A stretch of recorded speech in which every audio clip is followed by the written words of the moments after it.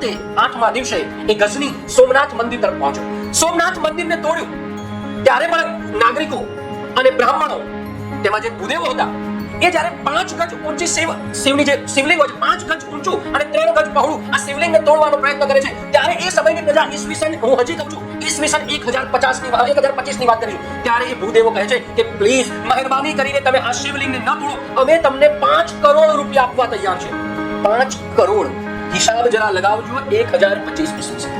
પરંતુ મોહમ્મદ ગઝની ન માન્યો અને એ શિવલિંગને તોડે છે, લૂંટે છે. શિવને એવું કહેવાય છે કે 999 હાથીઓ ભરીને હાથીઓ ઉપર કહેવાય કે સોનું લઈ ગયો હતો અને એ શિવલિંગના ટુકડા કરીને મોહમ્મદ ગઝની લઈ ગયો અને એ ગઝની પોતાના દેશમાં લઈ જાય છે અને એ દેશની પોતાની મસ્જિદના પગથિયામાં એ શિવલિંગના ટુકડા મૂકે છે અને હંમેશને માટે કહે છે કે આ અમે તમારા હિન્દુ ધર્મનું દરરોજ અપમાન કરીએ છીએ. મિત્રો, આવી રીતના એક ભયાનક લૂંટ આ મંદિરે જોઈ.